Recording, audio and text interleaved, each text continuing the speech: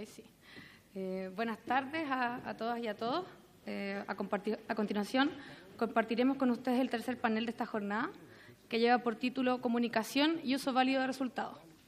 Leonor ya hizo una excelente introducción de nuestros presentadores, pero les puedo agregar que Andrés Sánchez nos va a presentar sobre los usos de la evaluación, el caso de las pruebas nacionales de México, PLANEA, en los estados de Michoacán y Tlaxcala.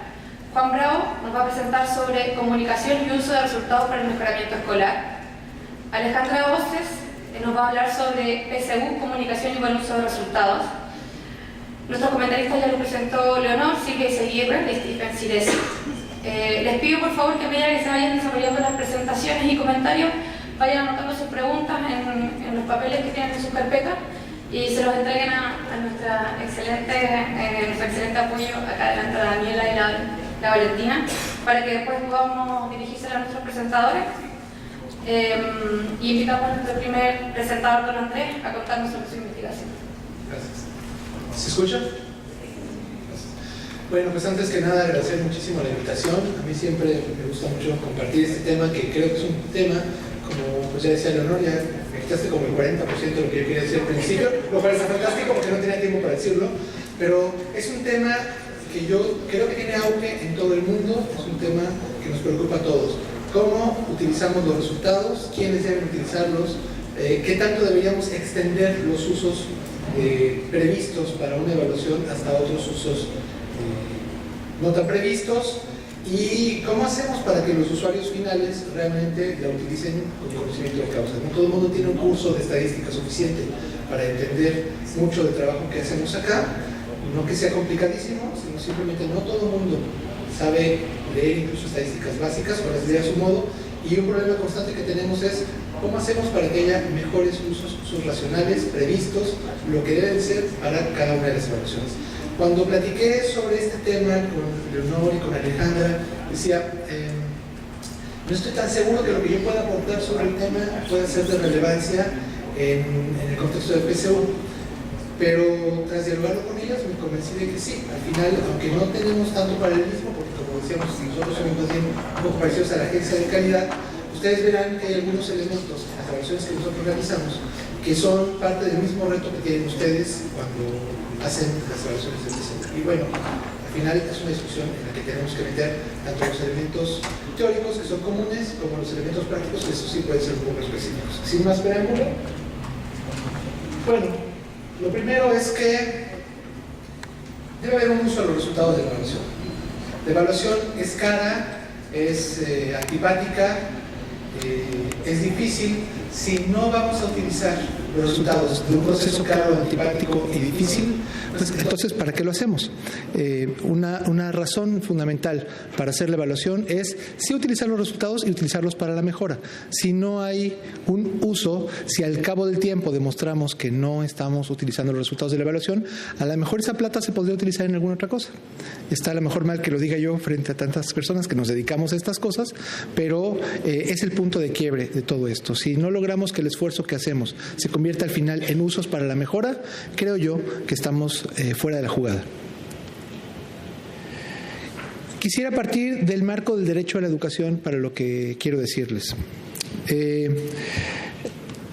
Hemos transitado en los últimos años, al menos en los países en vías de desarrollo, como México, de tener el derecho a recibir educación por tener el derecho de no solamente recibirla, sino que también sea una educación que lleve aprendizajes y sea una educación de calidad.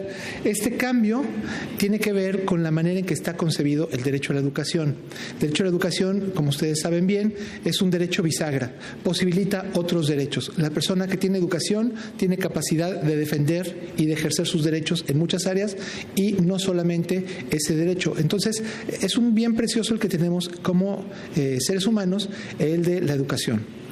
Ahora bien, ¿cuál es el servicio, cuál es la contribución que hace la evaluación a este derecho? Yo detecto al menos estos dos. Uno, poder monitorear si se cumple o no se cumple con este derecho, y en segundo lugar, apoyar al cumplimiento del derecho.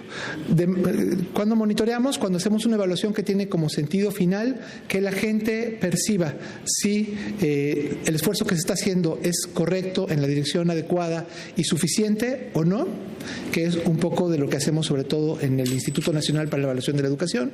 Y en segundo lugar, cuando se hacen cosas como la que nos convoca el día de hoy. Es decir, cuando la evaluación es un instrumento que sirve justamente para tomar las mejores decisiones posibles. Les daré una sola diapositiva con contexto mínimo sobre el Instituto Nacional para la Evaluación de la Educación. Es la última vez que digo el nombre completo. Diré INEE. O si se me equivoca, diré INE. Es muy incorrecto porque en México hay un INE que es el Instituto Nacional Electoral. Entonces, no, nunca voy a estar hablando el día de hoy del INE. Voy a estar hablando siempre del INEE. El INEE fue creado en 2002 y a partir de 2013 cambiaron de manera muy importante sus atribuciones porque la Constitución del país cambió y le dio una mayor cantidad de encomiendas. Su tarea principal es evaluar la calidad, el desempeño y resultados del sistema educativo nacional en su conjunto. Es decir, nosotros no hacemos evaluación de selección. Sin embargo, van a ver que los problemas y las posibles vías de solución son cercanas y similares. El campo de acción del INEE es la educación preescolar, educación primaria, secundaria y hasta la media superior. Es decir, nos detenemos justo antes del punto en el cual empieza la PCU. Sin embargo, al final estamos hablando de evaluaciones para tomar decisiones y estamos hablando de gente que podría o no utilizar los resultados de estas evaluaciones de mejores maneras. Para situar el programa Planea, que es del que les voy a hablar, les cuento que en el instituto tenemos estos diferentes tipos de evaluaciones. Evaluación del aprendizaje de los estudiantes, evaluación del desempeño docente y de los directivos escolares, evaluación del funcionamiento de las instituciones educativas, le llamamos también evaluación de la oferta educativa, evaluación de programas educativos a nivel nacional y estatal y evaluación de políticas educativas. Lo que yo voy a platicar con ustedes está inscrito, Planea, el Plan Nacional para la Evaluación de los Aprendizajes, está inscrito en la primera línea de aprendizaje de los estudiantes. Voy a evitarles la lectura de todo este asunto de Planea. Solamente les diré una cosa que es curiosa con respecto a Planea, pero justo es lo que nos acerca un poco a la PCU. Planea tiene dos fines que parecen muy diferentes. Por una parte, retroalimentar al sistema como conjunto, es decir, dar información a nivel de qué sucede en todo el sistema. Piénsenlo como un segmentito de PISA, ¿no?, que puede decirte qué es lo que pasa en un país completo.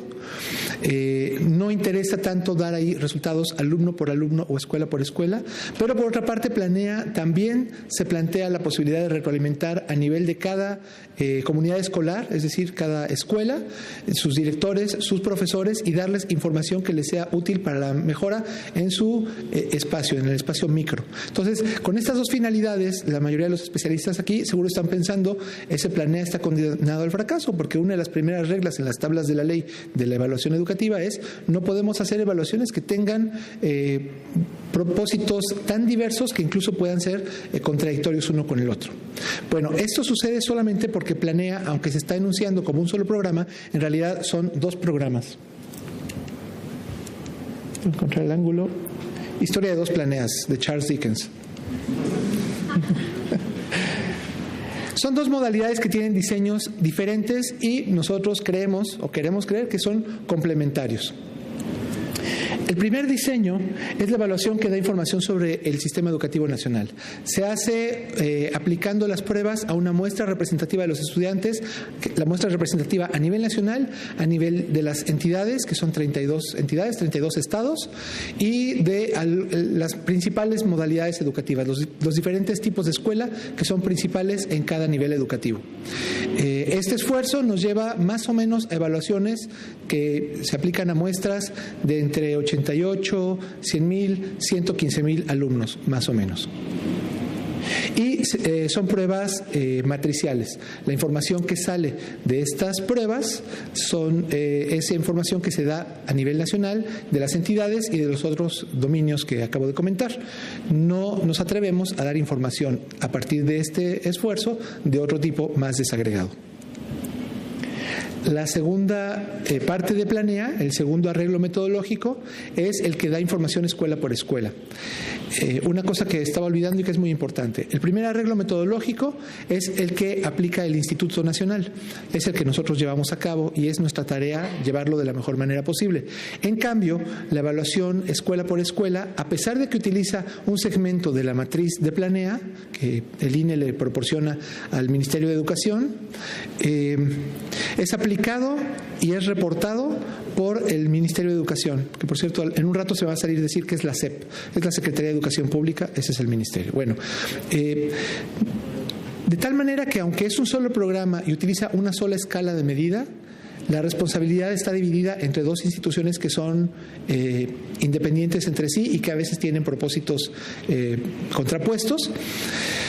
Esto es así porque las atribuciones del instituto son solamente de dar información a nivel del sistema y de retroalimentar al sistema, mientras que la Secretaría de Educación Pública tiene entre sus atribuciones la de retroalimentar a nivel de centros escolares para poder mejorar. Entonces nos hemos dividido la tarea, tratamos de llevarlo de manera muy armónica, en general ha resultado así, pero estamos hablando de las dos aplicaciones que confluyen. Una de las ganancias que tenemos al hacerlo así es que cuando se le da información a la escuela es posible comparar con mucha certeza lo que sucede en cada escuela con datos nacionales, con datos de las escuelas que son de la misma entidad o del mismo estado que la escuela de la que estamos hablando, y también es posible hablar de resultados de las escuelas que son similares a este tipo de escuela.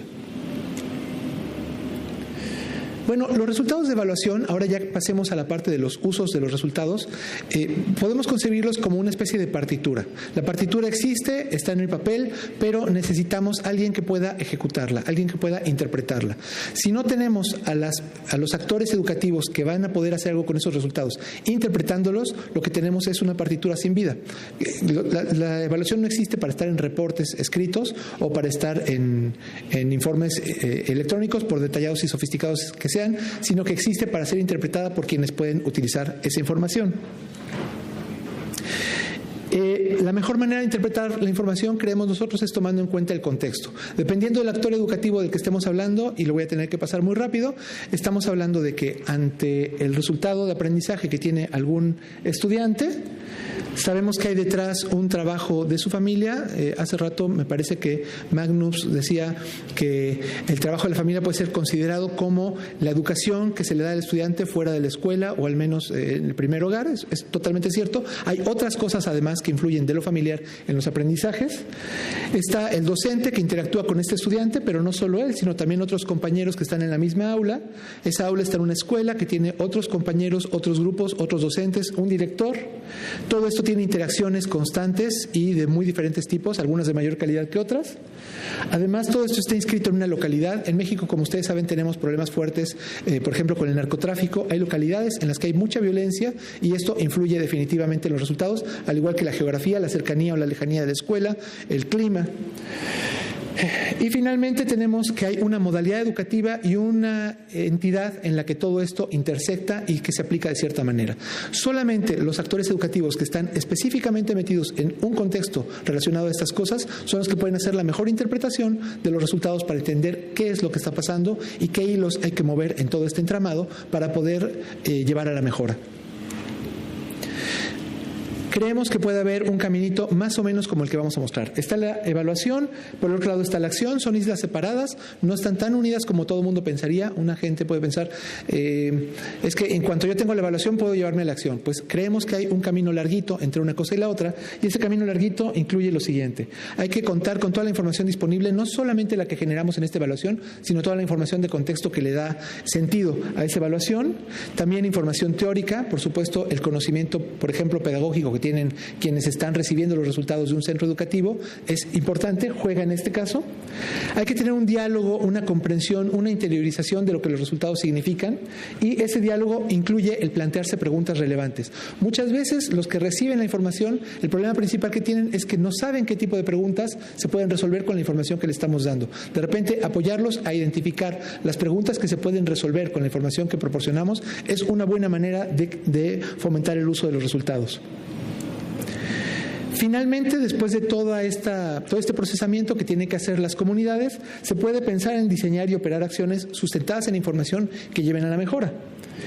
Después de estas acciones, al ser planeadas, conviene llevarlas a la práctica y contrastar empíricamente si la cosa funciona como creíamos o si nuestras hipótesis de cómo debería de funcionar el resultado, una vez puesta en acción alguna mejora, funciona o no funciona.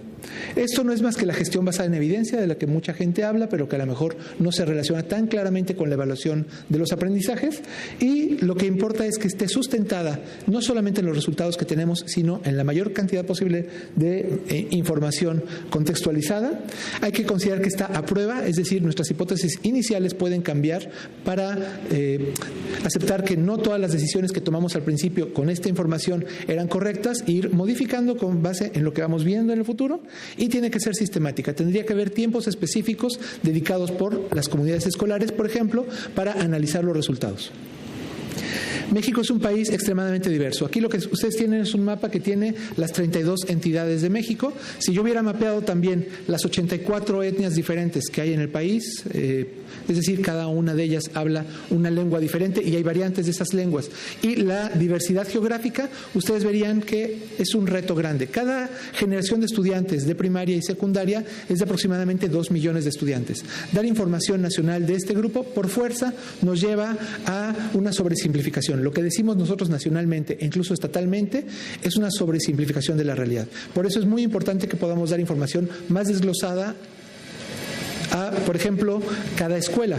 ¿Qué es lo que sucede exactamente en esta escuela en particular para que los resultados sean así? Pues depende muchísimo de cuántos estudiantes tiene, por ejemplo, inmigrantes o niños indígenas, o qué tanta cercanía tiene esta escuela con las casas de las personas que llevan a sus niños a esta escuela, cómo es el clima en los dos momentos importantes del año, un montón de variables. Los resultados en las pruebas Planea, vistos solamente por entidad, tienen un efecto aparente de uniformidad. Sí hay diferencias significativas entre unas y otras entidades, incluso hay entidades en donde no se logra, por muchas razones, incluyendo la violencia social, tener una muestra suficientemente buena, y por eso ustedes ven algunos intervalos de confianza demasiado grandes, pero a pesar de esta aparente uniformidad y de que encontramos de manera muy quirúrgica las zonas, las entidades que tienen diferencias, la complejidad es mucho mayor. Las entidades que parecen estar en el centro o incluso por arriba de la media tienen oportunidades de mejora muy diferentes, pero las tienen, que las que tienen las entidades que están por debajo de la media.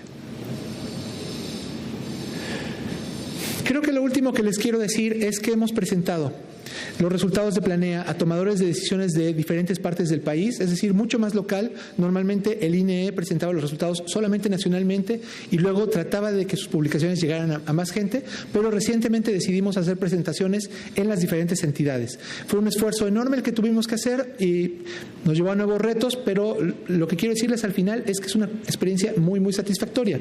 Planteábamos preguntas como estas que están aquí y que no me va a dar tiempo de detallar con ustedes, para tratar de maximizar la experiencia de la evaluación, y ellos, todos los tomadores de decisiones a nivel estatal de las diferentes entidades, nos hicieron una devolución que para nosotros es oro molido sobre lo que podría mejorar para la prueba Planea, para tratar de que los resultados fueran mucho más aprovechables a nivel local.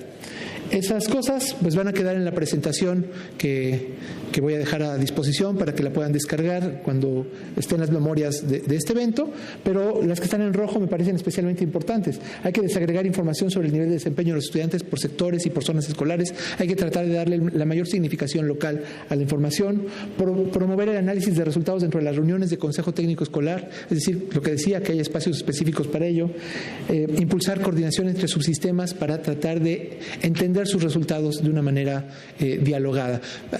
Hay muchas cosas que decir a este respecto, lo tengo que dejar aquí desafortunadamente. Lo último que quiero decirles es que fueron experiencias exitosas las que tuvimos con las diferentes entidades. Quería hablar más específicamente de dos, una en Michoacán y una en Tlaxcala, que son dos de las entidades problemáticas. Las experiencias funcionaron muy bien, Pero lo principal que quiero contar es que agencias como el INEE debemos ser muy autocríticas. No debemos creer que nuestros resultados, por el simple hecho de existir y de estar cuidadosamente descritos en términos técnicos, ya son útiles a la gente. Tenemos que pensar si la información que estamos proveyendo es información útil o si podríamos dar otra información que sea más útil. Y, segundo lugar, si la información que estamos dando, la estamos dando en un código que sea comprensible y que sea significativo para la población. Y pues esto es todo. Muchas gracias.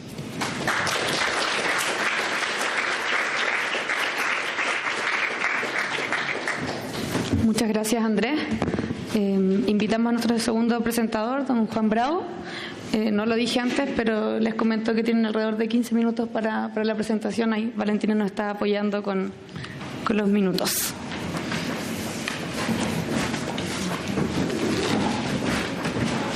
Me marcaron que eran 20, pero también en 15 minutos se puede hacer. Bueno, lo primero es darle las muy buenas tardes a todos y a todas.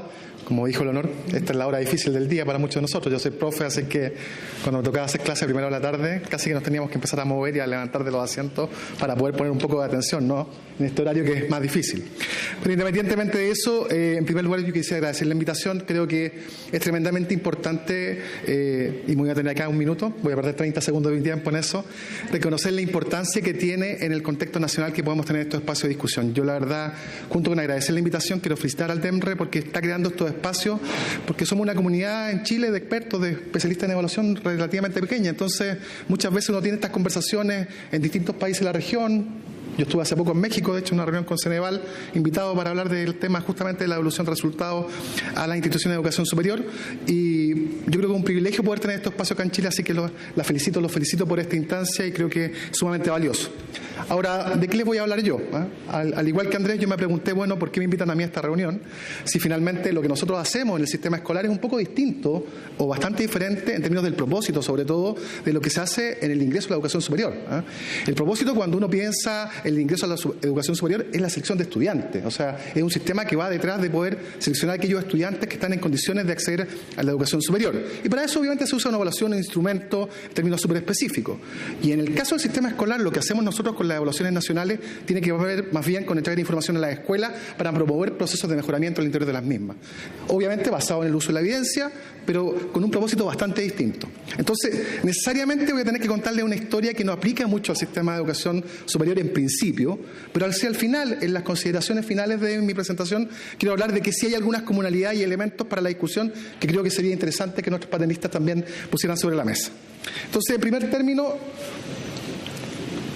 contarles la estructura. Voy a abordar esto desde una perspectiva de institucionalidad, de cómo está armado hoy día el sistema escolar. Esto, para los que estuvimos en el sistema escolar hace 20 o 30 años, como en mi caso, es algo bien novedoso, porque finalmente la arquitectura del sistema escolar en Chile cambió, y junto con un Ministerio de Educación que obviamente está preocupado del diseño de la política y de dar apoyo a los establecimientos educacionales, existen nuevas instituciones, una agencia de calidad de la educación, de la que yo soy parte, una superintendencia de educación, que hacen que la arquitectura del sistema escolar chileno haya cambiado en el tiempo reciente y que de alguna manera tiene implicancias para lo que les voy a comentar, que tiene que ver con cómo hemos ido un poco más allá del tema de comunicar y difundir los resultados, como decíamos hace 10 años atrás aquí en Chile, que lidera, bueno, cómo comunico y difundo la información para que otros hagan lo que estimen convenientes con ella.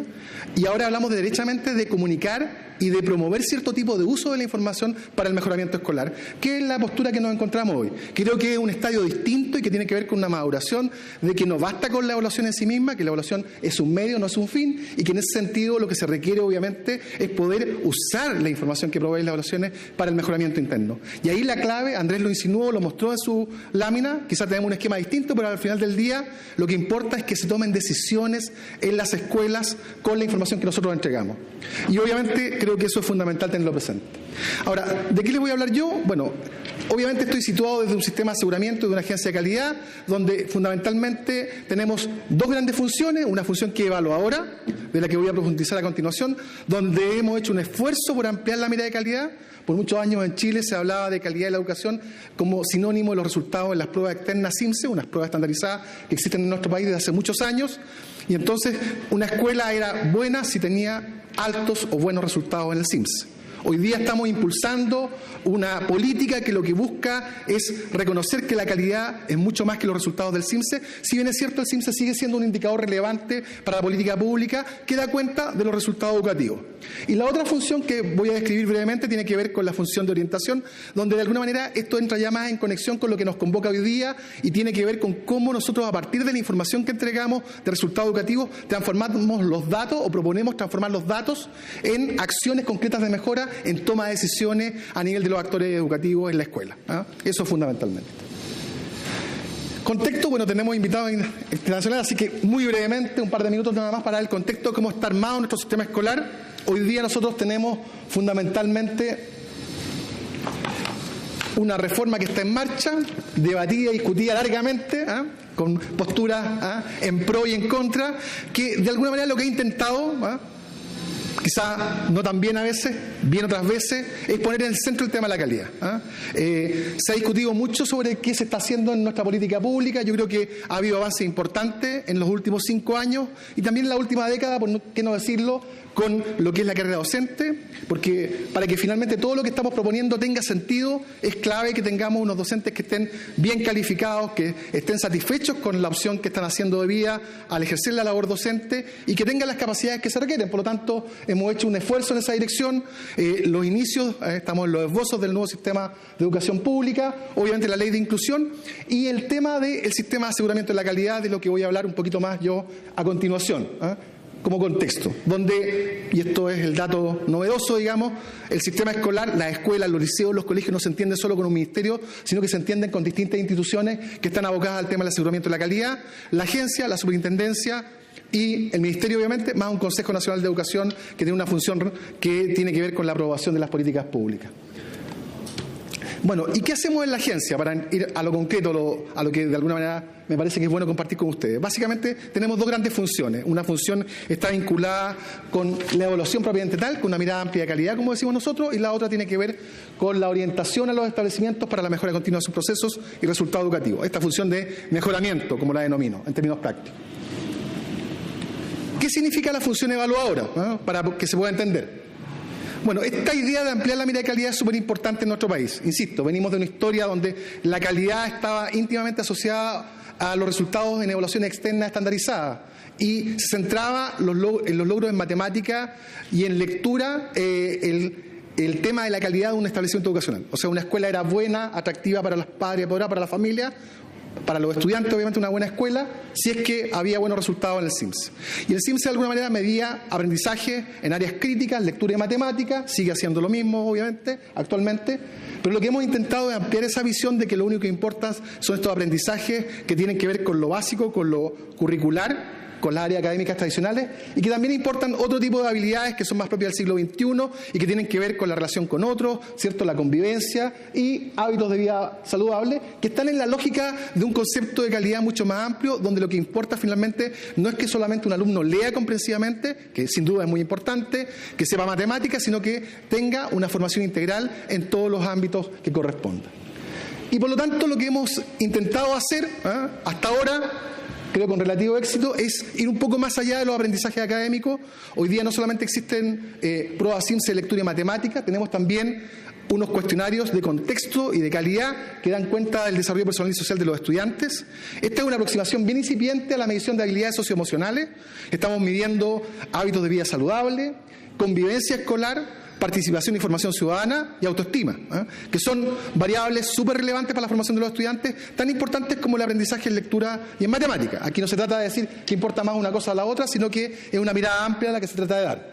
Y eso respecto a resultados educativos y a procesos escolares. Y junto con lo anterior, el tema de la mirada a la gestión escolar, el tema de la mirada sobre el liderazgo en las escuelas, en la mirada sobre la convivencia escolar y sobre los temas de gestión pedagógica, que tienen que ver con otro tipo de dispositivos que ya no son ni pruebas ni cuestionarios, sino que tienen que ver con visitas a los establecimientos educacionales por parte de un panel de evaluadores, de lo que no voy a hablar muy en detalle, pero solo para mostrar esta idea de que el esfuerzo nuestro tiene que ver con que la mirada amplia de calidad da cuenta no solo de los resultados educativos de un establecimiento educacional, sino que también da cuenta, y de manera importante, de los procesos de gestión al interior de la escuela, que son los que finalmente gatillan esos resultados. Y en aprendizaje en particular, y esto es bien interesante porque Andrés lo mencionaba, muchas veces en Chile teníamos un solo instrumento, una sola herramienta y le pedíamos prácticamente todo. Hemos hecho también avances importantes porque ya no tenemos solamente a disposición del sistema escolar el CIMSE, que es esta evaluación externa de carácter sumativo, que hoy día incide en la categorización de los establecimientos educacionales, en la ordenación, como se le denomina, que es una clasificación de escuela basada en un conjunto de indicadores que incluyen obviamente los estándares de aprendizaje, sino que además tenemos evaluación progresiva, que es una evaluación que apunta al aprendizaje dentro de un nivel educativo, y que dentro del año escolar aplica a inicio, a mitad y a fin de año, que es voluntaria, que es utilizada y administrada por las propias escuelas y que entrega reportes automáticos a la propia escuela sin que estos sean públicos ni sean conocidos por externos, fundamentalmente. Y además evaluación formativa, que es una evaluación que lo que busca es el trabajo, monitorear el aprendizaje clase a clase, lo que permite de alguna manera configurar un sistema de evaluación de aprendizaje que es más amplio que solo las evaluaciones CIMSE y que lo que busca es promover más y mejores aprendizajes a través, obviamente, de la retroalimentación de las prácticas docentes. Eso en cuanto a la función evaluadora, una sinopsis relativamente rápida, ¿no? Y luego la función orientadora, que probablemente es lo que vale más la pena que ahondemos, y que tiene que ver con este ciclo que muestro acá, que está súper simplificado. Obviamente el tiempo atenta contra que uno pueda dar muchos detalles de este modelo de uso de la información. Muchas gracias. Y que tiene que ver con que el desafío cuando uno trabaja en evaluación y genera datos es que esos datos se puedan transformar en acciones. Andrés lo mencionaba muy bien. En Chile probablemente hay una larga tradición de que las escuelas reciben muchos datos de resultados educativos y ahora datos además de sus procesos de gestión. Pero el uso de esa información es sumamente escaso. Y el motivo por el cual eso sucede fundamentalmente no es solo porque la información a lo mejor viene en un lenguaje que no es amigable, ni en un formato que no es el más adecuado, sino que tiene que ver muchas veces con que no están las capacidades para interpretar esos datos adecuadamente y transformarlos en decisiones de mejoramiento.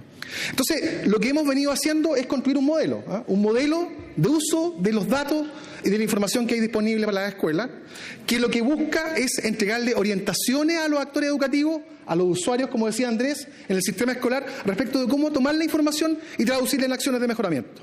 Cómo finalmente tomar los datos, interpretarlos adecuadamente, transformarlos en un conocimiento, en un entendimiento de lo que está pasando en cada establecimiento educacional en relación con los resultados educativos y tomar decisiones a partir de ello. Eso es dar el salto entre una comunicación y difusión de la información a un uso eficaz y adecuado de los resultados. Yo creo que hoy día en nuestro país, tanto a nivel del sistema escolar como en el sistema de admisión, el gran desafío tiene que ver con el uso adecuado de la información. Evidentemente producimos mucha información, pero el uso es lo que está en juego y es fundamental trabajar en eso.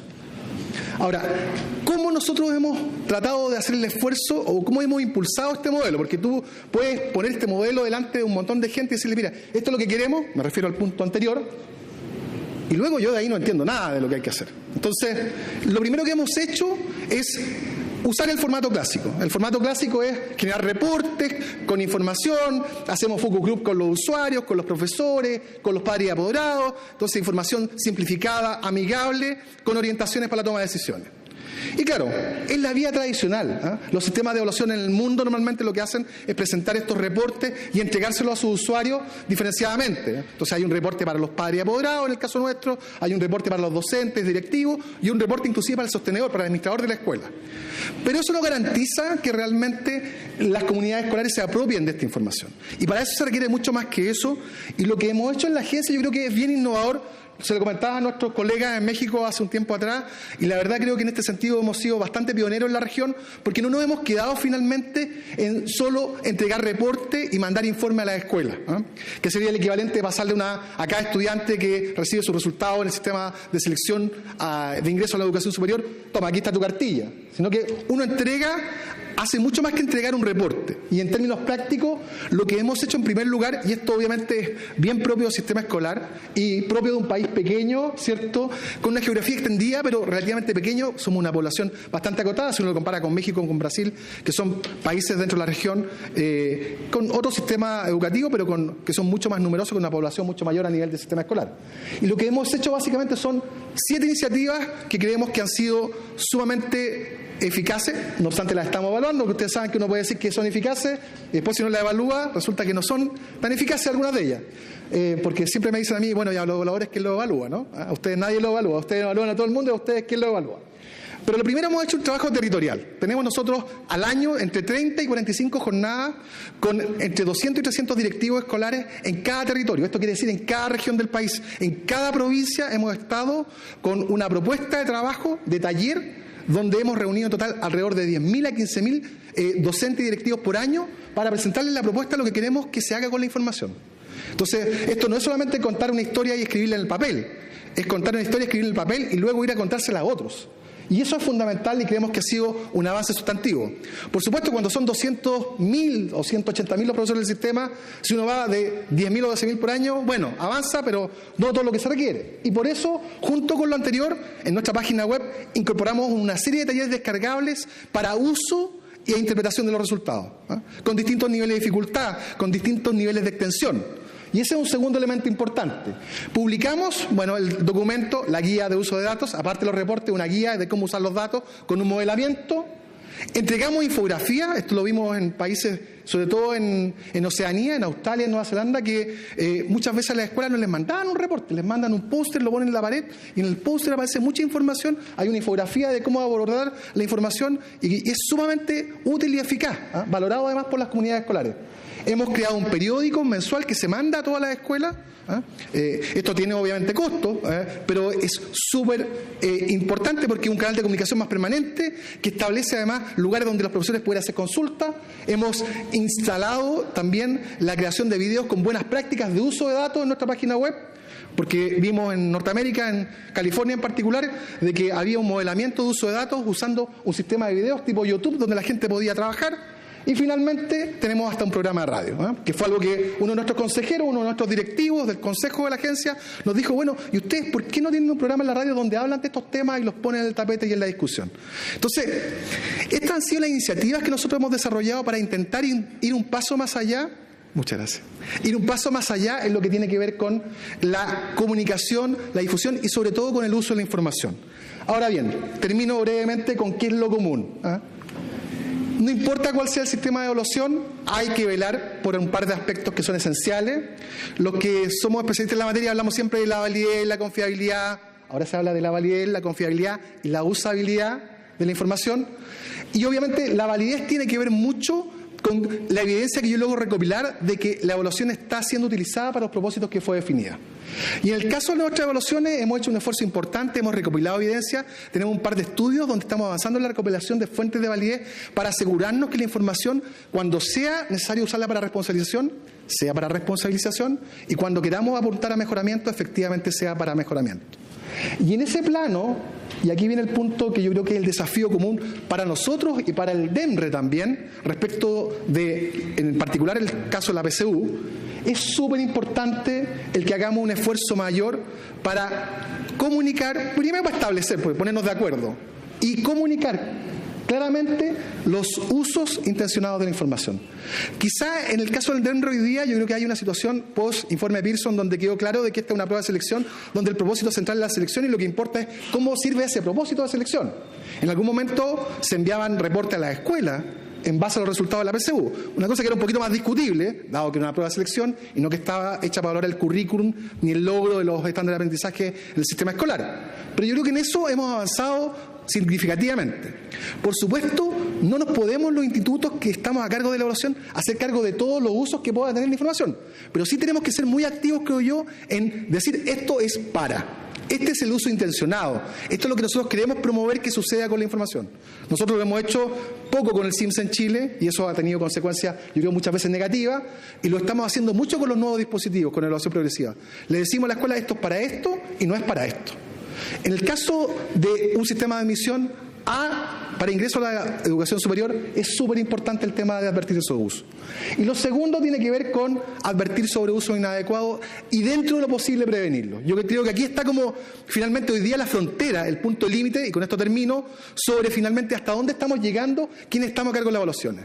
Estamos diciendo, esta es la información, este es el uso que queremos que tenga la información, y la frontera es qué tan activos somos para promover el buen uso y cuando haya un mal uso, no solo advertirlo, sino que eventualmente tratar de detenerlo.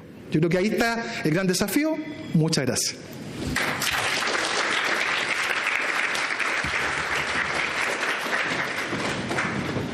Muchas gracias, Juan.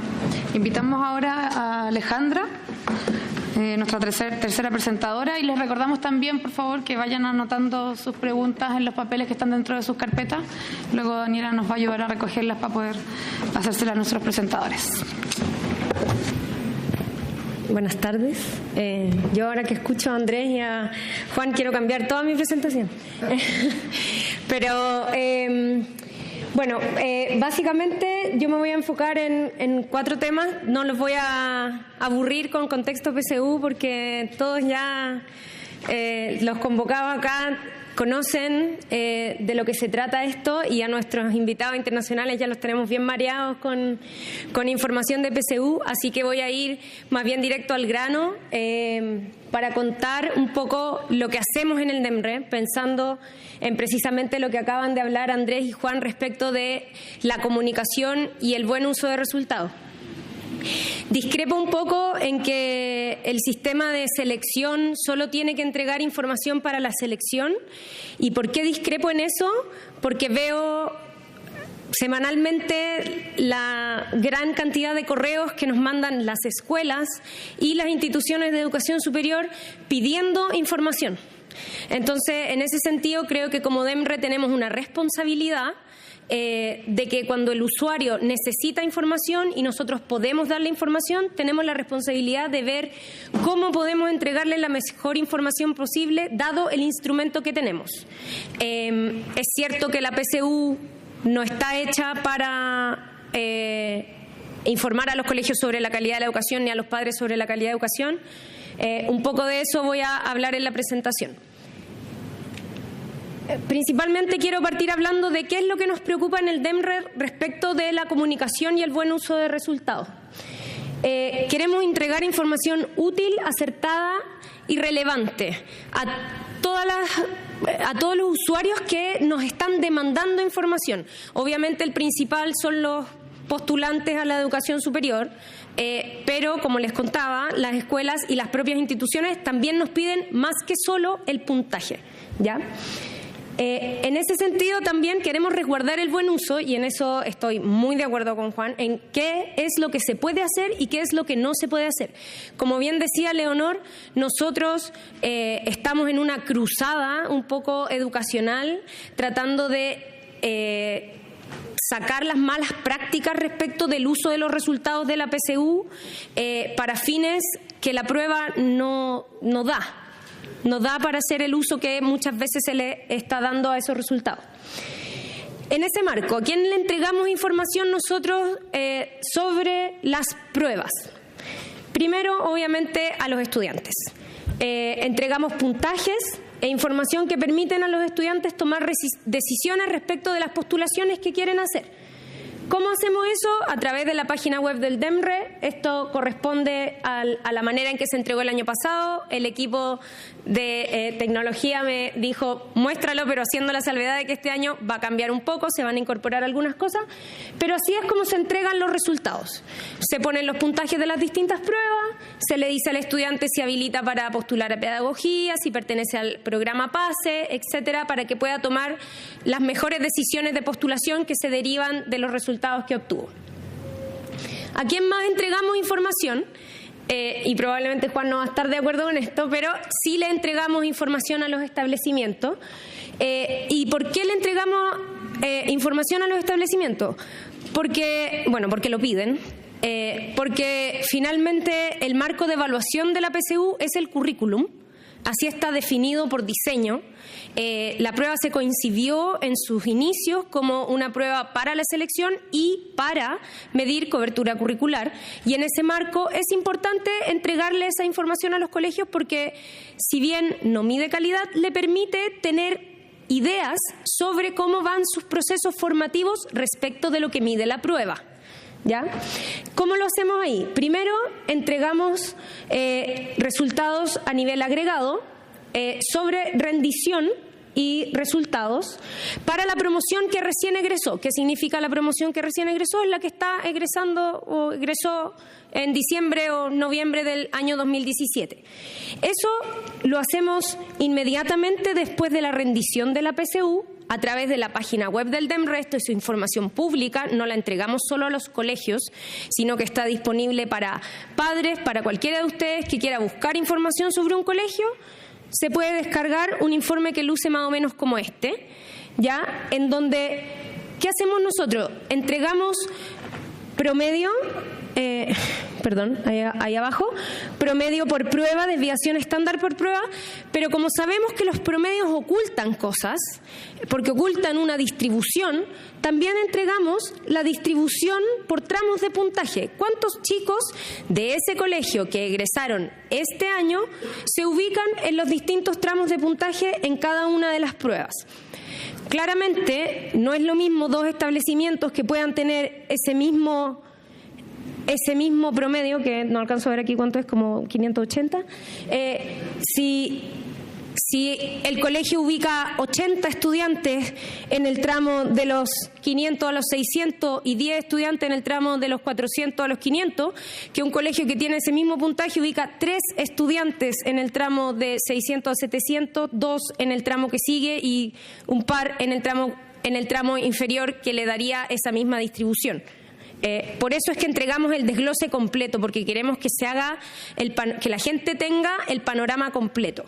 ¿Qué más entregamos? Resultados a nivel agregado para que el colegio se pueda comparar. ¿Y comparar con quién? Hacer comparaciones útiles y relevantes, no comparar peras con manzanas.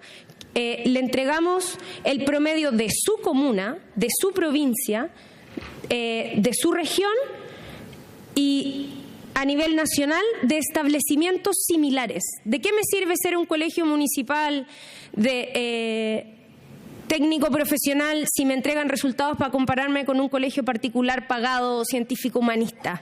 Saber que el particular pagado científico-humanista tiene un mejor promedio que yo y que como lo vimos hoy día en la mañana en el estudio de Nancy, va a ocurrir por el diseño de la PSU y por lo que está midiendo la PSU.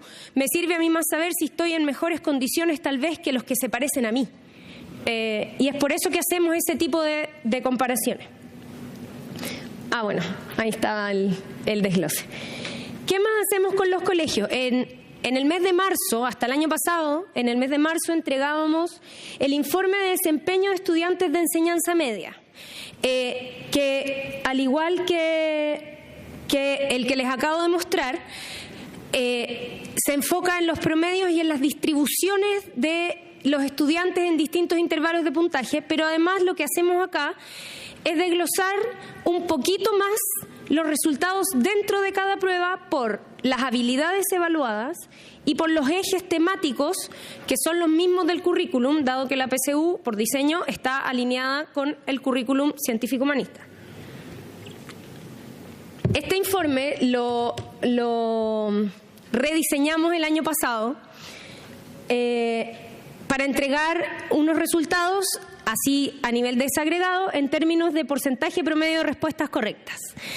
¿Qué nos pasó? Que los colegios nos llamaban que por qué no estaba la información que necesitaban y nosotros decíamos, pero ¿cómo no está? No, es que yo necesito saber el promedio que tengo en cada uno de los ejes, pero si ahí está. Y va uno y les explica, cierto, ahí estaba.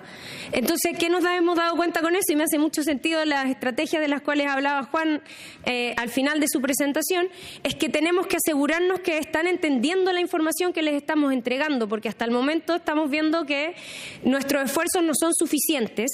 El equipo que estamos desarrollando estos informes, no somos profesores, entonces nos falta más cercanía con los colegios para de verdad que ellos puedan trabajar estos resultados, que les hagan sentido, que es algo que vamos a trabajar aquí. Me miro con Catalina, que hace rato me viene diciendo que hagamos estas cosas.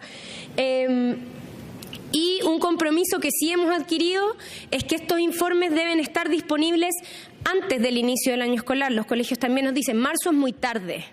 En marzo yo ya planifiqué mi primer semestre, en marzo ya tengo hechas las cosas, no me sirve, es muy tarde. Así que este año hemos tomado el compromiso de que antes de irnos a poner de guatita al sol en febrero, vamos a entregar estos informes a los distintos establecimientos educacionales que tienen estudiantes de la promoción que participan en el proceso. Ahí les dije, incluye datos agregados sobre el número de estudiantes de la promoción que postularon y fueron seleccionados además en las instituciones del Sistema Único de Admisión. ¿qué más hacemos? A los establecimientos antes se les entregaba una nómina con los resultados individuales de cada uno de sus estudiantes, con el puntaje obtenido en cada una de las pruebas. Nosotros entregamos esta nómina junto al informe que les acabo de mencionar, siempre y cuando los estudiantes hayan aceptado compartir esta información con los establecimientos. ¿Por qué? Porque hay una ley. Hay una ley que protege la información privada de las personas y los puntajes en la PSU se consideran como información privada. Y este consentimiento está incluido en el formulario de inscripción a la PSU. Por tanto, todas las personas que rinden la PSU aceptan o no compartir sus resultados. Si dijeron que sí, ponemos la nómina. Si dijeron que no, excluimos al estudiante de esa nómina. ¿Qué más entregamos al público en general?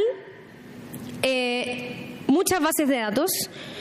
Tenemos un formulario online para todos quienes quieran solicitar datos PSU, ya sea para investigación o con motivos informativos, por ejemplo, la Ceremi, los DAEM, el Ministerio de Educación, etcétera. Entre el año 2016 y 2017, desde que pusimos a disposición este formulario de solicitud de datos online, hemos procesado más de 500 solicitudes. Nosotros no rechazamos solicitudes, simplemente nos aseguramos que esté claro para qué van a usar los datos.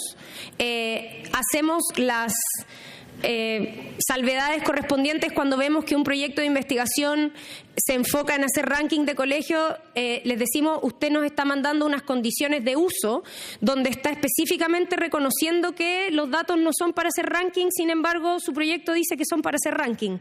Yo no le voy a negar los datos, pero ojo aquí, más que eso no podemos hacer porque esta es información que igual sirve para generar conocimiento dentro de nuestro país.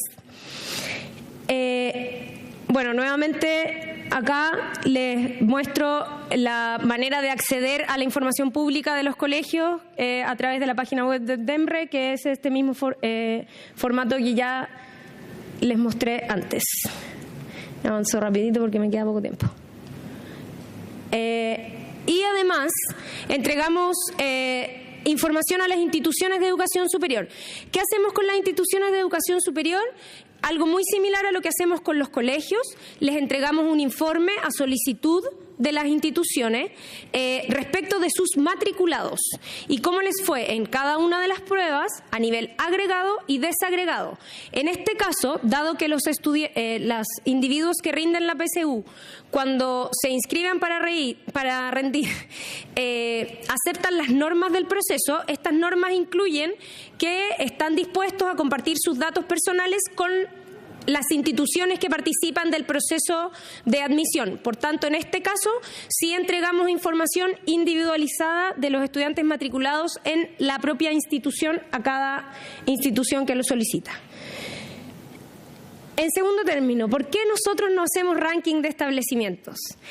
Este es un letrerito que está pegado en un colegio en la calle de atrás del DEMRE, y que nos carga, y que de hecho yo personalmente fui a alegar diciendo, porque no sé si se lee, pero aquí abajo dice según DEMRE, Universidad de Chile. Yo fui a hablar con el director de UTP en ese momento, el director no estaba, y le pregunté que de dónde había sacado la información, porque el DEMRE no hacía ranking, y me dijo, no, si el DEMRE hace ranking. Y yo le dije, no hace ranking, yo trabajo en el DEMRE. Y le dije, yo estoy a cargo de la unidad que podría hacer esos rankings y no los hacemos. ¿De dónde sacó la información? No, lo que pasa es que la prensa y es que el diario y al final me nombró un diario. Yo le dije, ¿y por qué usted no pone ahí que la sacó del diario? Ah, es que eso no pega.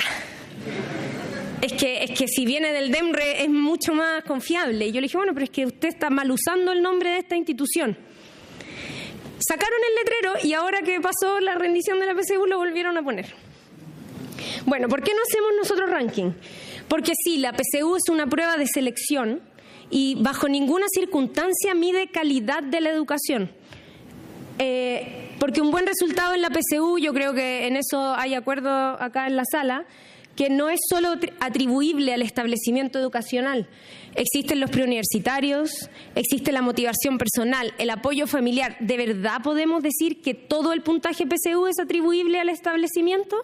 ¿Sería adecuado estar comparando colegios donde rinden 500 personas, como los emblemáticos, por ejemplo, con un colegio donde rinden 35? Por eso decía yo antes que los promedios ocultan cosas y que es muy importante tener eso a la vista. Y en un ranking eso es muy difícil. Bueno, no es lo mismo con 40 estudiantes que con 200, lo que acabo de mencionar. ¿Cómo cautelamos nosotros el buen uso de la información? Bueno, primero con el consentimiento que les preguntamos a las personas que rinden la prueba durante la inscripción. Así cautelamos por lo menos la individualización de los resultados, tratar de entregar esa información a quien realmente la necesita. Primero, el propio individuo. Segundo, las instituciones de educación superior. Existe una contraseña individual, no sé si ustedes saben de esto, pero a propósito de la ley de protección privada, ahora ya no son los colegios los que pueden inscribir masivamente a todos sus estudiantes, sino que es una responsabilidad individual. Esa contraseña es única para cada persona, es responsabilidad de uno si uno la quiere compartir con alguien más para que alguien pueda acceder a ver sus resultados. Y como les comentaba antes, tenemos unas condiciones de uso de las bases de datos que explicitan qué es lo que se puede o lo que se debe hacer, porque tampoco podemos andar persiguiendo a la gente como para que hagan lo que dicen que van a hacer. Así que en esas condiciones de uso nosotros explicitamos lo que se debería hacer con los resultados y lo que no se debería hacer con los resultados de la PSU. Y la última, ¿cómo queremos avanzar? Bueno, un poco lo que hablaba al principio, queremos explorar la mejor manera de entregar resultados a los colegios dentro de las posibilidades que la PSU en este momento tiene. Queremos mejorar nuestra plataforma web de consulta de resultados. Ese formato en PDF que les mostré anteriormente es bien feo. Así que queremos mejorarlo, queremos que sea más amigable, queremos que se puedan hacer más búsquedas, que estén disponibles los resultados de los años anteriores. Por ejemplo, si ahora ustedes van a buscar, no van a encontrar nada porque ya se bajaron los del año pasado y estamos esperando para subirlos de este año en 2 semanas más. Eso no debería suceder, deberían estar disponibles los de los años anteriores también y tenemos que trabajar en eso. Y ciertamente también queremos mejorar nuestro formulario de solicitud de datos para investigadores y para establecimientos y distintas autoridades que necesiten contar con la información que nosotros tenemos. Y finalmente, muchas gracias.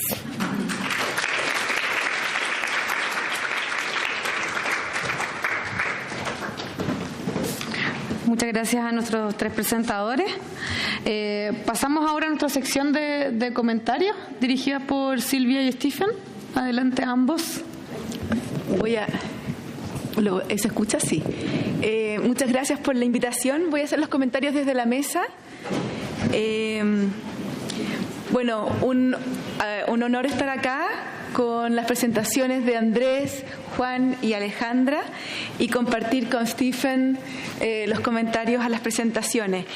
Hay 2 tipos de presentaciones. Uno tiene que ver con la calidad del sistema escolar, ¿verdad? Y algo distinto que tiene que ver con el acceso a la educación superior y esta prueba de selección. Respecto de las presentaciones de Juan y Andrés, creo que ambos abordaron 2 aspectos que tienen que ver con los resultados de las evaluaciones. El primero, que estos resultados de la evaluación están orientados a la mejora continua de los aprendizajes de los estudiantes y de las escuelas. Y el segundo, que fue menos tocado, pero de todas maneras fue mencionado, tiene que ver con rendición de cuentas de las políticas públicas. Es decir, estos resultados a nivel nacional, ¿verdad?, dan cuenta de cómo el país ha ido avanzando o no en los aprendizajes de sus estudiantes y que son importantes. Pero hay 2 aspectos, y creo que estos 2 aspectos son súper importantes, fundamentales, y en eso no veo ninguna diferencia con lo que ellos plantearon. Pero hay 2 omisiones que yo creo que son también importantes y que no se mencionaron. La primera tiene que ver con la información es fundamental para la comunidad científica. ¿Y por qué es fundamental para la comunidad científica? Y aquí se escapa a la labor propia de la Agencia de la Calidad, que tiene que ver con orientar a la mejora al sistema escolar y con comunicar, ¿verdad?, a los tomadores de decisiones de la política pública y cómo estamos en este sistema. ¿Qué tiene que ver acá la comunidad científica? Y lo dijo Juan, ¿quién me evalúa a mí? ¿Quién dice que mis instrumentos que yo estoy haciendo son válidos y son confiables? ¿Verdad? Eso lo hace la comunidad científica. Y sin transparencia no tenemos legitimidad. Sin transparencia podemos estar midiendo habilidades que hoy día en el siglo XXI ya no son importantes. O podemos estar evaluando las habilidades que sí son importantes, pero con instrumentos técnicamente muy deficientes, por ejemplo. Y esa tarea, que en parte de la agencia, pero escapa del propósito de la agencia, yo creo que le corresponde a la comunidad científica, y por eso creo que es tan importante la transparencia absoluta de la información que tiene la Agencia de la Calidad y el DEMRE, ¿verdad? Más encima que son platas públicas. Por lo tanto, yo soy una absoluta creyente de la transparencia total de lo que pasa con los recursos públicos, y aquí no hay límite a la transparencia ni a los usos de los recursos, por supuesto siempre resguardando la privacidad de los datos individuales. Pero creo que ese punto es fundamental, y es fundamental porque nos permite, y sobre todo, que midamos lo que hay que medir. Tenemos que estar siempre revisando si estamos mirando lo que hay que mirar, para que de verdad los esfuerzos que hace el Estado y hace la escuela y hacen las familias estén bien orientados a que nuestros niños estén recibiendo las herramientas para desarrollarse en el futuro. Y segundo, que esos instrumentos que estamos utilizando para medir eso sean los más adecuados posibles y los más precisos posibles, y en eso creo que la comunidad científica puede aportar muchísimo. Pero hay un segundo elemento que es fundamental y que no se mencionó, y que creo que es muy distinto de varios países del mundo. Y tiene que ver que en Chile, el sistema escolar chileno tiene una característica, y que permite la libertad de elección a las familias. En muchos países uno está asignado a la escuela más cerca, a no ser que lo quiera pagar con su bolsillo. ¿Ya? En la mayoría de los países el 90% de los estudiantes estudian en establecimientos financiados por el Estado. Acá en Chile es similar, 93%. Pero la diferencia es que un niño acá de Puente Alto puede estudiar en Las Condes, si es que le da, digamos, el tiempo y el sacrificio de la familia de trasladarse, pero en principio existe esa posibilidad. Y la libertad de elección supone dos cosas. Primero, supone un principio de humildad del Estado, de no saber y de reconocer que no sabe qué es lo que más le conviene a cada niño en Chile, y esa responsabilidad se la entrega a la familia. Y segundo, supone información, porque no sirve de nada elegir con los ojos vendados. Si yo no tengo información, ¿qué estoy eligiendo? Por lo tanto, nuestro sistema de postulación y admisión, nuestro sistema escolar, que establece en su fundamento la libertad de elección, supone esas dos condiciones, ¿verdad? Y por lo tanto la información es fundamental. Y la información acá creo que es importante tener esta humildad desde el punto de vista del Estado, porque cada uno de nosotros tiene los factores que más le importan, ¿verdad? Pero resulta que no necesariamente los factores que a mí más me importan para evaluar la calidad de una educación son los que esa familia busca. Hay familias que le importan sumamente los valores éticos con que se forman los niños. Otras familias tienen que ver con la orientación religiosa. Otro, el idioma, por ejemplo. En otro será si es más humanista, más científico, más artístico, o la calidad de la educación, o el CIMSE, si es que le importa a la familia, el CIMSE también, y también como le fue en la PSU. Porque no es lo mismo. No es lo mismo una escuela en Renca, donde la mitad de los niños vulnerables acceden a la educación superior, y la escuela vecina con los mismos niños que ningún niño accede a la educación superior. Entonces, decir desde el Estado, esa información no se la vamos a entregar porque nosotros consideramos que es un mal uso, a mí me parece que es un abuso y es una subestimación a las familias del país. Eso, me quedan 5 minutos. Respecto de... respecto de eso. Entonces creo que... ¿Me puedo pasar? Ya. Creo que es muy importante tener esta humildad, porque muchas veces, y ahora yo lo he escuchado y te juro que me asombré, hablar del mal uso. A ver, mal uso, uso inadecuado, uso tal vez no tan pertinente, pero cuando empezamos a categorizar el uso bueno, el uso positivo, y decimos incluso hay que detener ese mal uso, eso es censura. Eso es censura. Y la pregunta, y yo no tengo la respuesta, la pregunta es, ¿hasta qué punto? ¿Hasta qué punto tenemos la certeza para saber qué es lo malo y qué es lo bueno, como para poder empezar a censurar información? Yo entiendo que instituciones como el DEMRE y como la Agencia de la Calidad no hagan rankings, ¿verdad? Y que traten de adecuar, orientar el uso de la información y que esa información llegue de la forma más adecuada y más inteligible posible a los tomadores de decisiones, ¿verdad? Pero de ahí a restringirle a la comunidad científica, y ojo, a mí me la han restringido, o sea, todavía el algoritmo que usa el DEMRE no es público. Yo creo que esto quería estar, sin título en la página web debiera ser el algoritmo, y no es público. A mí me ha costado mucho, yo polemizo en el Mercurio para recibir datos que la ley dice que deben ser públicos y no son públicos. Tengo que escribir una carta al diario y a los 5 minutos me los mandan, pero con carta al diario. Eso no puede ser. Me pasó ahora con el sistema de postulación a los colegios, que la ley establece que tienen que ser públicos y no los entregan. En fin, lo que quiero decir es que hay que tener cuidado con no caer en la censura. Y por supuesto que estos límites son difíciles y yo me declaro ignorante, no tengo la respuesta, pero hay que tener cuidado con sobrevalorar los propios buen usos que uno considera que son buenos, ¿verdad? Y subestimar otros usos posibles que para ciertas familias o para ciertas comunidades sí tienen sentido, ¿verdad?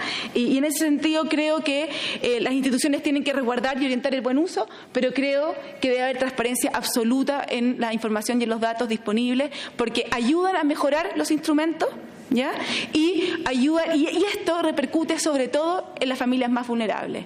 Cuando hay falta de información, cuando hay restricción de información en un sistema de libertad de elección, los más perjudicados son siempre los niños más vulnerables. Y de eso hay bastante evidencia, por lo menos en Estados Unidos, respecto del school choice.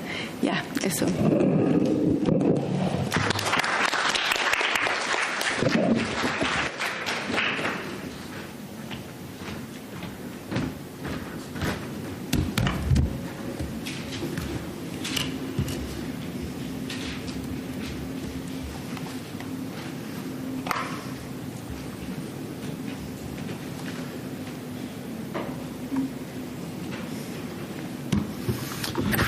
Buenas tardes.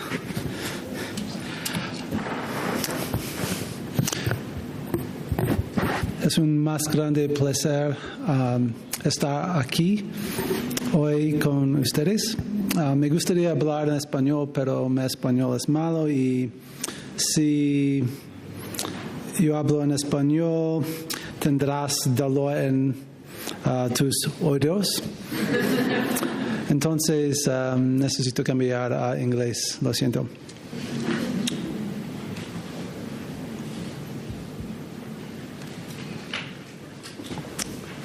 Aquí.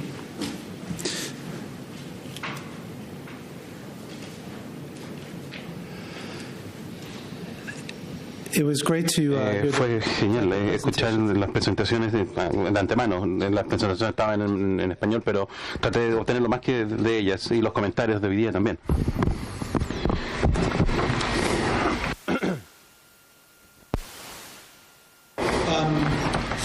La primera presentación, la forma importante, era los resultados de las pruebas se usa en México para la evaluación en distintos niveles.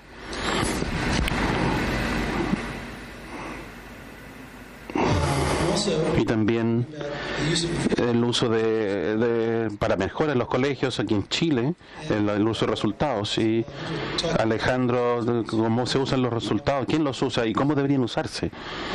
El tema con respecto a los resultados de las pruebas son parte del sistema, pero son solamente una parte del sistema. Los resultados tienen que usarse interpretarlos en forma apropiada y tenemos los objetivos de eso, apoyarlo de dar una buena interpretación a los resultados para apoyar un buen resultado y cuidar el mal uso de ellos. Más fácil decirlo que hacerlo. Pero la evaluación tiene que tener valor, y creo que las presentaciones hablaron de esto. El valor es una gran parte de la evaluación. La información debería ser informativa, debería poder generarse acción. Podríamos tomar acción con esa información. Es importante recordar que la educación no solamente con respecto a la información, no solamente la evaluación de los resultados son parte del sistema, y ese sistema tiene que estar coordinado para trabajar en conjunto. No es como si mejoramos la prueba, todo lo demás se va a mejorar. Podemos hacer lo que mejor podamos con la prueba, es importante, pero tienen que ser responsables con respecto a las pruebas. Como lo dijeron, creemos que tenemos la sofisticación, la tecnología, y que hacer pruebas que son congruentes con eso y que estén midiendo lo correcto. Pero la información que se entrega tiene que ser adecuada y se puede actuar con ella. La comunicación clara de las pruebas no va a dar recursos donde no hay recursos, a no ser que se tomen acciones en la dirección correcta. Como escuchamos del doctor Bravo, todo con respecto al progreso. Este es el objetivo en todas partes que tenemos las reformas educacionales. Es facilitar la calidad y la cantidad con distintas opiniones de cómo se hace, pero la pasión es la misma en todas partes. El objetivo es darle a todos la oportunidad a través de la educación que obtengan su máximo potencial, y la evaluación y el uso de los resultados de las pruebas es importante, y ese rol se sugiere que lo usen todos. En la forma que usamos los resultados de las pruebas en la reforma educacional es a través de las políticas educacionales. Una de las cosas que quiero hablar esta tarde es lo que se llaman políticas, dan dinero o dan castigos, políticas se refieren a las emociones, persuasión con respecto a la información, y esto es cómo se usan los resultados de las pruebas. Si tenemos calidad de los datos, y si le damos los datos a las personas, ellos van a con su razón y con sus emociones lo que tienen que hacerse. Aquí hay una emoción en la presentación de Andrés. Aquí hay ejemplos de Estados Unidos. Si miran estos, la idea es aquí está la información. Oh, Dios mío, que menos de la mitad de nuestros estudiantes están llegando al estándar en matemática, en cuarto grado. Miren los subgrupos, cuando desagregamos, como dijo Andrés que lo hiciéramos, tenemos mayores problemas aún. Esa es la idea. Los resultados de las pruebas pueden ser usados para alimentar las emociones de las personas, para que los urjan a acciones.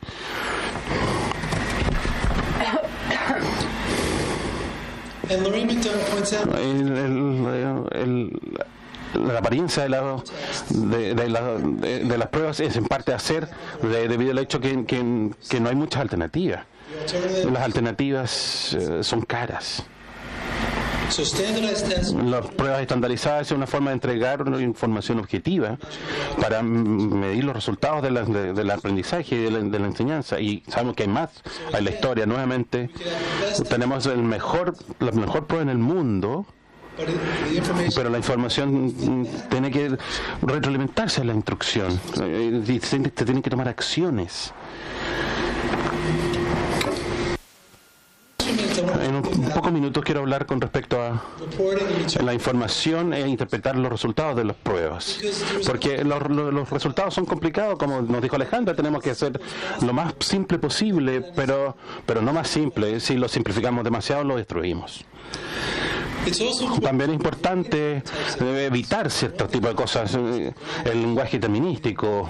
En Estados Unidos lo clasificamos a los estudiantes en distintos niveles de desempeño. Me gusta ese tipo de criterio en referencia a los informes, pero algunas categorías no suenan tan bien. Están clasificados como que necesitan mejoras, o que están fallando, o que están repitiendo. Imagínense lo que le puede hacer a un niño joven del tercero básico o cuarto básico. También necesitamos hacer mejor trabajo en comunicar los resultados a los distintos públicos.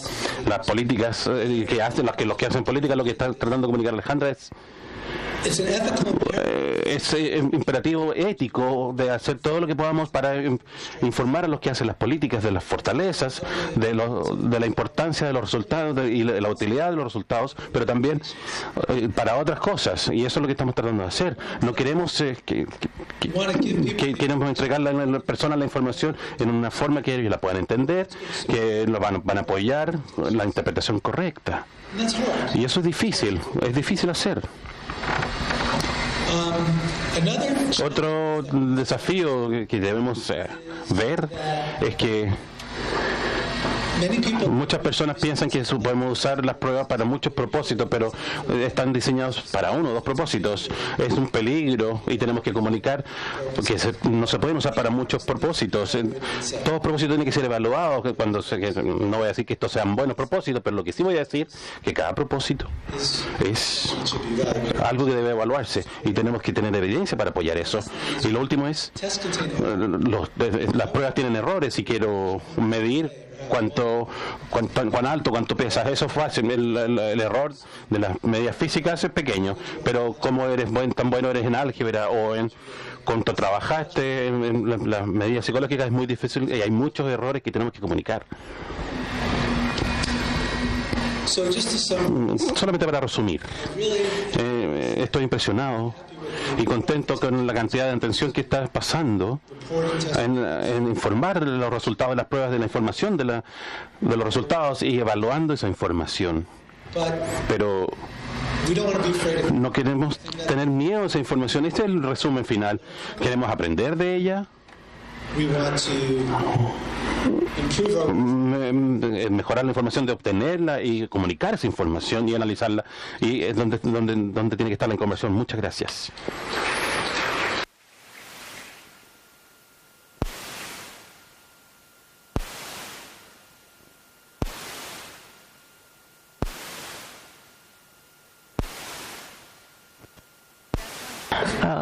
Thank you so much, everyone. Now we will move on to the questions.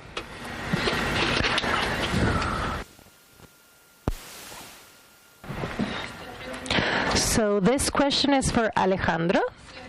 It says, why don't you publish the cutting scores of each careers in the schools? In the universities, I'm sorry. Así, en verdad no lo sé. Well, I don't know. Really. Antes yo sé que se publicaba, de hecho cuando yo rendí la PAA, tener el puntaje de corte del año pasado era súper informativo para poder postular y saber si uno tenía más o menos el puntaje que necesitaba o no. Entiendo que esa decisión no fue tomada por el DEMRE, sino que fue tomada más bien por las propias universidades, porque parece que se estaban dando malos usos y se está diciendo, oye, pero si yo tomé como referencia lo que salió publicado de puntaje de corte y yo tenía el puntaje que estaba dentro de ese puntaje de corte y este año no quedé, ¿cómo es posible? Y uno ahí les trata de explicar que bueno, que tiene que ver con la corte que rinde, con el desempeño de esa corte que varía respecto del año anterior, etcétera. La verdad es que yo creo que debería publicarse, pero es una decisión que excede al ámbito de acción del DEMRE. Eso. Y es mi opinión personal, no quiero representar o poner en problema al DEMRE con esta respuesta, pero yo creo que sí, que debería publicarse porque creo que es información muy valiosa para la toma de decisiones. Eso. Muchas gracias. Siguiente pregunta para Juan Bravo y Alejandra también. Dice, una de las principales críticas a las pruebas estandarizadas es promover un entrenamiento en vez de un aprendizaje. ¿Cómo se evita o contrarresta esta situación? ¿Se ha pensado en introducir otros cambios de los que existen hasta el momento?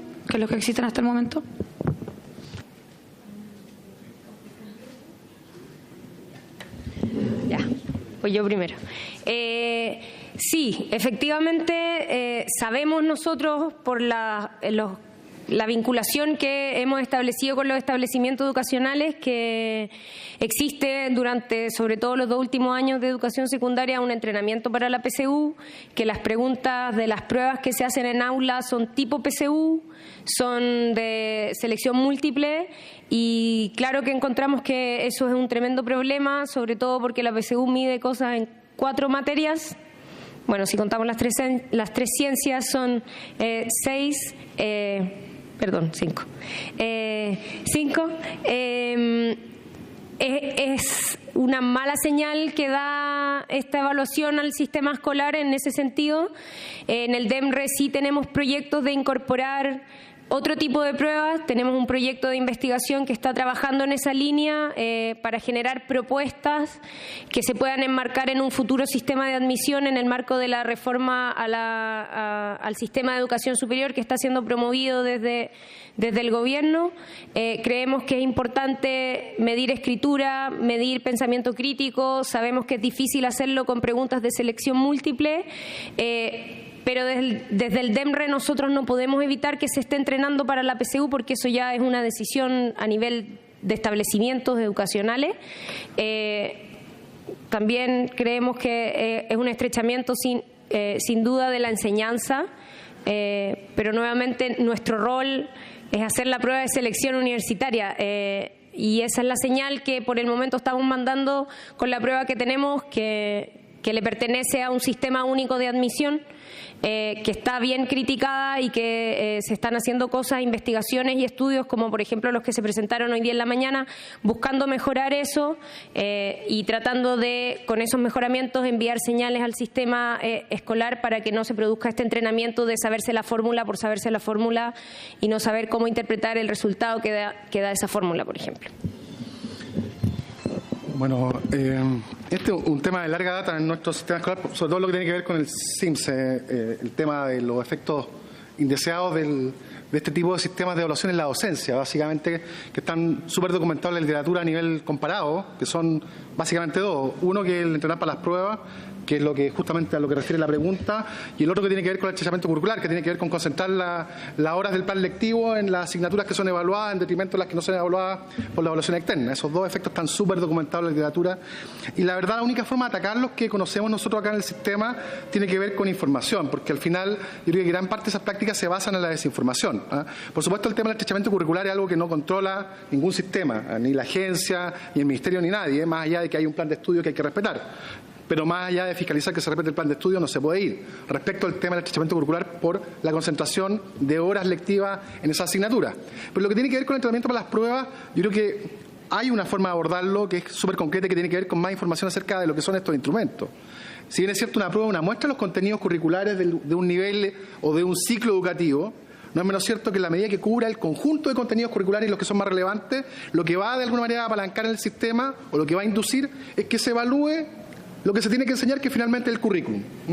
Y en la medida que esa información esté, yo creo que se pueden promover buenas prácticas que tengan que ver con que finalmente el efecto neto del entrenamiento, o sea, por ejemplo, contestando el tipo de pregunta, tiene un aporte mucho más marginal. Creo que hay un estudio por ahí, no recuerdo, hace un tiempo, donde demuestra que, por ejemplo, el tema de ir a preuniversitario no aporta tanto como una buena cobertura del currículum en la sala de clase.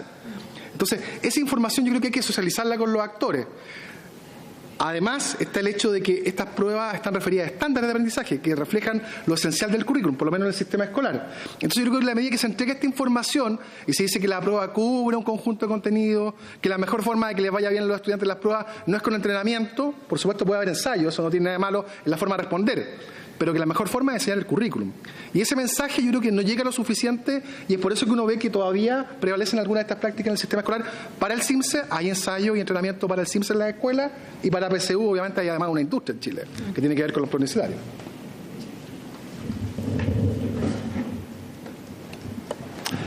It's interesting to be sitting here because Silvia and Juan both. Silvia y Juan tienen un buen punto. Silvia dice, necesitamos evidencia de lo que están midiendo las pruebas y de qué es lo que están midiendo. Y Juan dice, si la prueba está midiendo lo que dice que estamos midiendo, si lo enseñas, estarías siguiendo bien las instrucciones. Entonces les voy a contar una breve historia. Una vez yo estaba en un seminario como este, en la Comisión de Educación en Massachusetts. El comisionado me dijo, yo quiero que los profesores enseñen la prueba, porque así podemos desarrollar una buena prueba. Yo sé que eso es un extremo. Y las pruebas en Massachusetts son para el colegio y las escuelas. Entonces es un poco diferente. Y mientras más haya en juego, más gente van a intentar de ver cómo obtener un buen puntaje sin aprenderse la información. Uno solo quiere pasar la prueba. Entonces creo que lo que hay que hacer es que si uno le da a los niños instrucciones o formación de buena calidad, les va a ir bien en la prueba. Entonces, si es cierto que la prueba está midiendo lo que debería, y si tenemos evaluadores que evalúen eso, hay que mejorar la educación, y si la educación es de calidad, les va a ir bien en la prueba, y creo que eso es lo que hay que hacer, centrarse en ese mensaje. Very short. What we might say is that another system that the one you use in England, France, the bac, the abitur, which is a high school grade. Ciertas asignaturas, trabajan durante 3 años en esta asignatura, escriben trabajos que son con preguntas a nivel nacional, son corregidos por profesores externos a la escuela, es todo un sistema muy caro de evaluación. Antes en Chile existía eso, el bachillerato, ¿verdad? Es una forma muy comprensiva, yo creo que está bien orientado a las habilidades que tienen que desarrollar los estudiantes, pero tiene una gran desventaja, que si uno le fue mal, sonó de por vida, no de por vida, después hay que estudiar, entrar y hacer una carrera muy larga para llegar a estudiar, si es que uno tiene suerte en la universidad. La PSU lo que tiene cosas negativas y tiene cosas positivas, pero lo que sí tiene la PSU es que todos los años la puedo dar de nuevo para ver si me da mejor. Mientras que todos estos sistemas son mucho más rígidos y restringen mucho más tus posibilidades de acceder a la educación superior.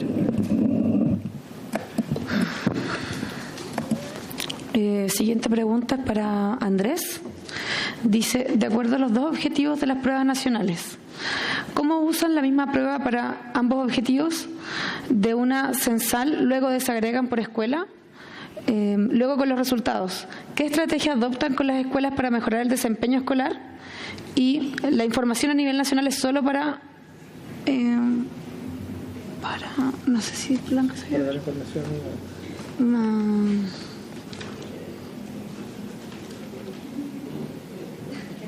No sé bien, pero sí, vamos a superar, claro. O se generan políticas públicas para reducir las brechas. Son varias preguntas. Te las dejo acá. Yo agradezco mucho esta multipregunta porque me permite terminar mi exposición. Todo lo que no pude decir. No, voy a tratar de ser breve también, atención a ustedes, claro. Bueno, miren, para darle un poquito de fondo y que se lo puedan figurar. La prueba nacional que aplica el instituto tiene 150 preguntas para lenguaje, 150 para matemáticas y estamos incluyendo de repente algunas preguntas más para ciencias y para formación ciudadana. Pero cada estudiante no tiene que responder las 150 preguntas. Eso es lo que hace que sea una prueba matricial. Cada estudiante responde una pequeña selección de preguntas y entre lo que contesta uno y lo que contesta otro tienen ciertos empalmes sabiamente colocados que permiten dar una información muy correcta a nivel agrupado. Ese tipo de estrategia no funciona bien si lo que queremos es dar un dato de cada individuo, ¿no? Funciona bien solamente si queremos dar datos agrupados y si se hace pues conforme a los cánones, ¿no? Por otra parte, la prueba planea que se aplica en todos los centros escolares se aplica utilizando una parte de ese arreglo matricial. Es decir, si a lo mejor había 6 formatos diferentes de prueba matricial en donde cada estudiante respondía 50 preguntas de matemáticas y 50 de español, uno de esos 6 formatos es el que se utiliza a nivel nacional para ir a todas las escuelas. Les quiero decir, aprovechando que alguien dijo censal, la prueba no se aplica censalmente hoy día. Se aplica a una muestra de estudiantes de cada escuela. Dependiendo del tamaño de los estudiantes, de la cantidad de estudiantes que hay en el grado que se va a evaluar, se aplica solamente a algunos. Lo que saben mis compañeros que hicieron estadística para tomar esta decisión en el instituto es que la información que se obtuvo de hacer un censo de los estudiantes al interior de la escuela, o, a diferencia de ello, ir a cada escuela y hacer una muestra representativa de los estudiantes es muy pequeña. Realmente no hay una enorme ganancia ni en términos de precisión ni en términos de información en hacerlo de una manera o de otra. Y por otra parte, sí hay una ganancia importante en términos económicos que no es despreciable cuando estamos hablando de generaciones de 2 millones de estudiantes, ¿no? La verdad es que en México creo que ya tenemos instalada la idea de que queremos que la evaluación no cueste más que la mejora, ¿no? deberíamos dedicar un porcentaje pequeño del dinero educativo a la evaluación, tal vez un poco en el sentido de lo que decía Stephen, pequeño pero no más pequeño de lo que debemos, ¿no?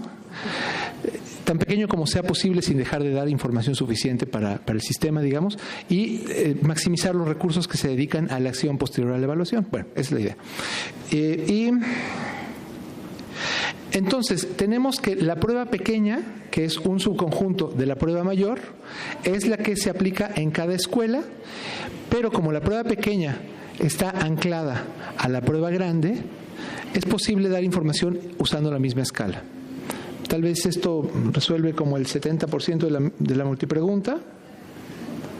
La información a nivel nacional es solo para mostrarla, ya la entendí, o se generan políticas a partir de eso. Pues miren, lo que nosotros quisiéramos, por supuesto, es que se generen políticas, que haya información pública que sirva para la transparencia. Creo que fue muy importante que hablaras de eso.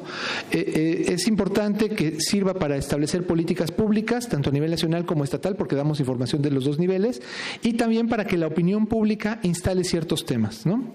Por ejemplo, la población indígena tiene oportunidades de aprendizaje similares a las que tiene el resto de la población. La población de las entidades que tienen más violencia tienen más problemas de aprendizaje que las de las entidades que no tienen tanta violencia.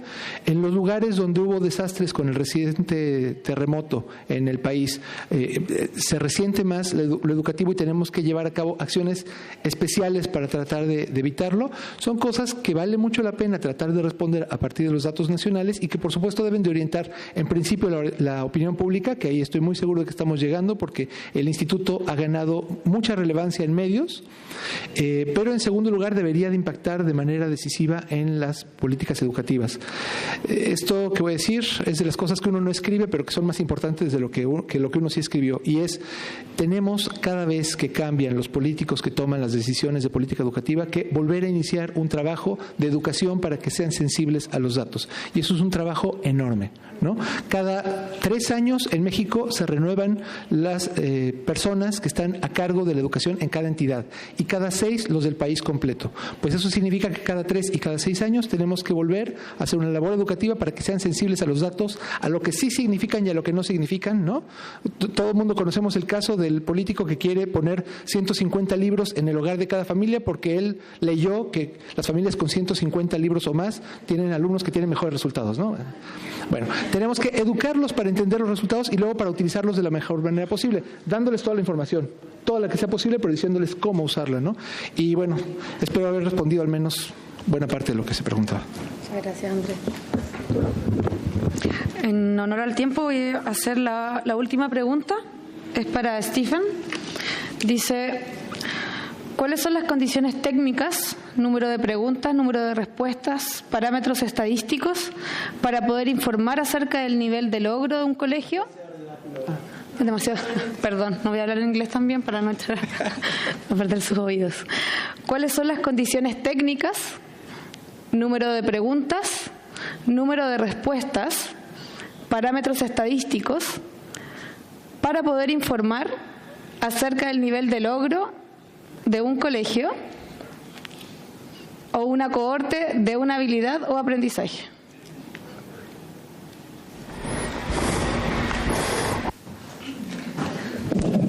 Thank you for the question.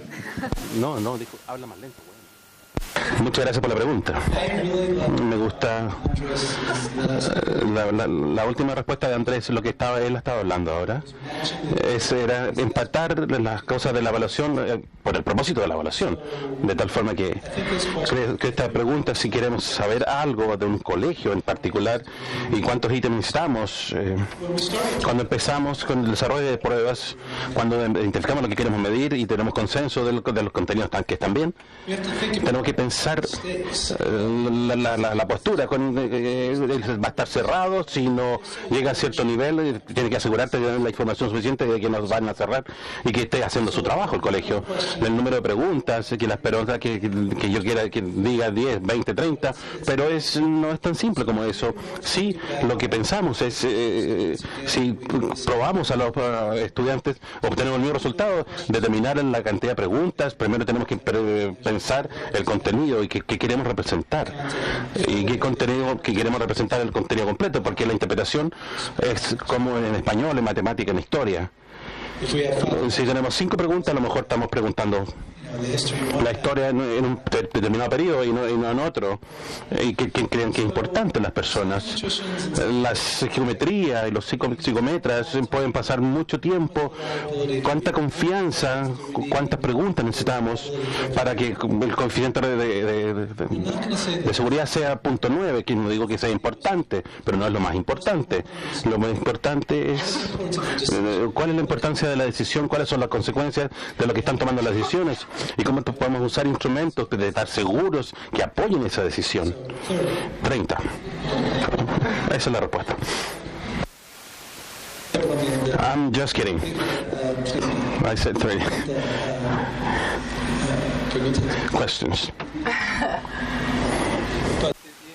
La respuesta depende.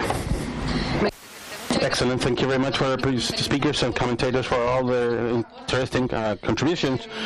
Thank to you to participate in the first day of the seminar. We wait for you tomorrow at 9 o'clock in the morning to continue with the seminar.